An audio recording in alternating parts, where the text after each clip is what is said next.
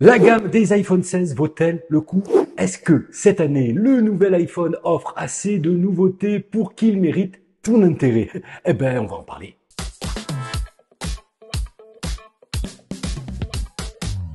Salut à tous, c'est GK Content, j'espère que vous allez bien, j'espère que tu vas bien.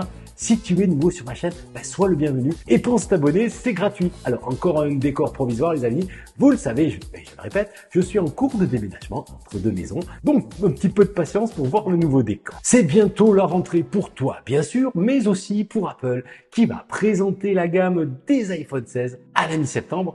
La date n'est pas encore connue au moment où je tourne cette vidéo, mais on peut estimer, disons, la date de présentation des joujoux autour du 10 septembre, donc le compte à rebours est lancé.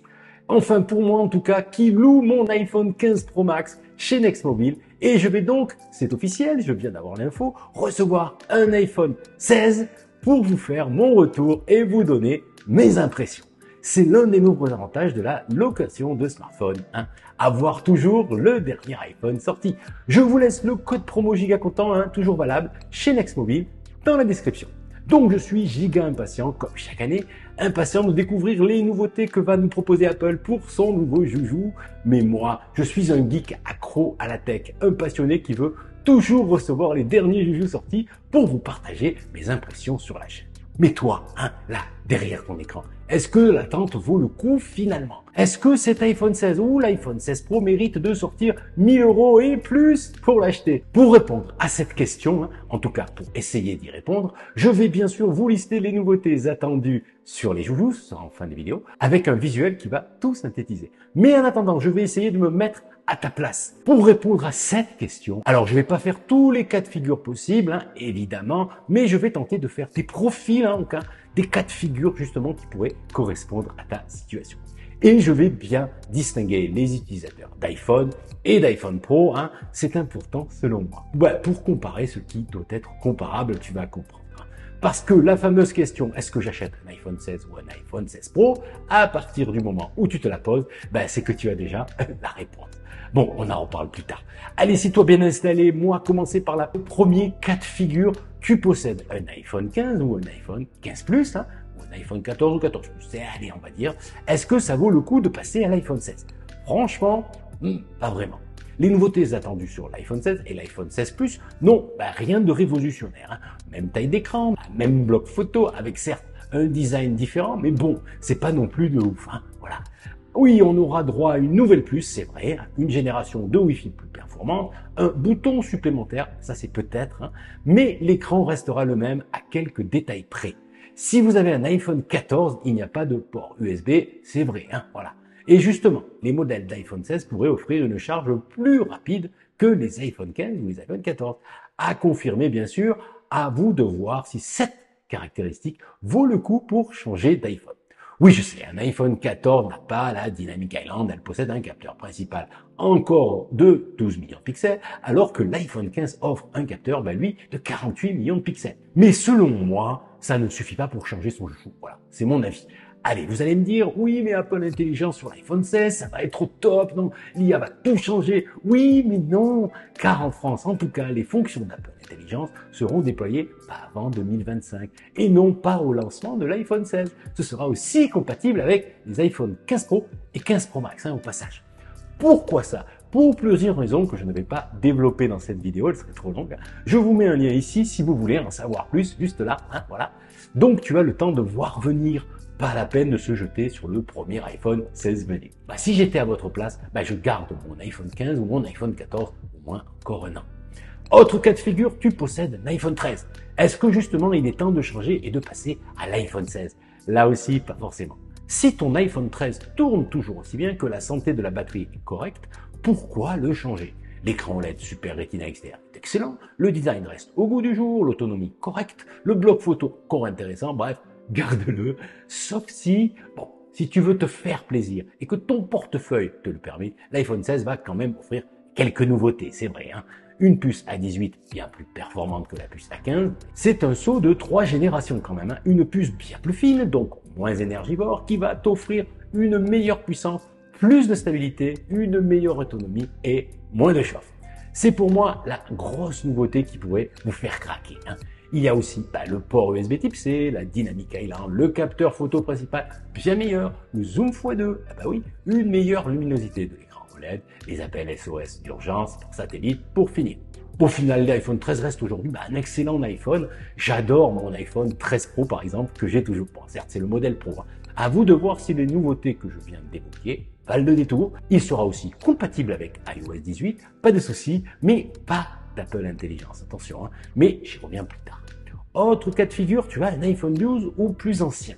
C'est un peu le même raisonnement que celui tenu avec l'iPhone 13, avec en plus, il faut bien le reconnaître, une autonomie bien en retrait pour ces modèles-là. Investir dans un iPhone 16 serait pour toi évidemment un gros gap de qualité.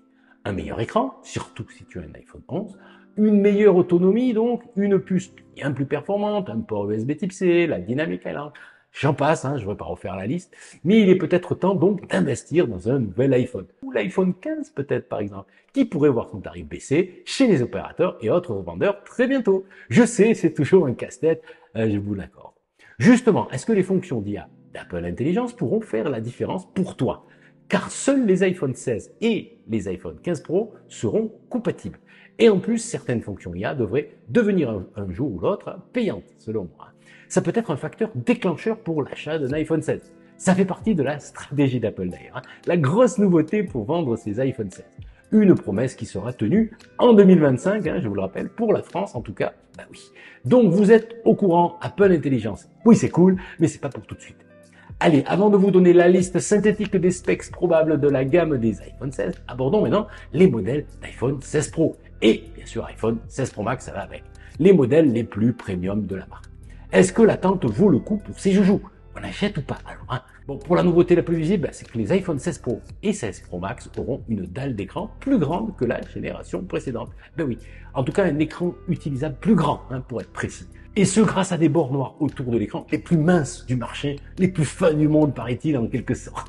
On se dirige vers des iPhone Pro presque borderless, c'est-à-dire presque sans bordure.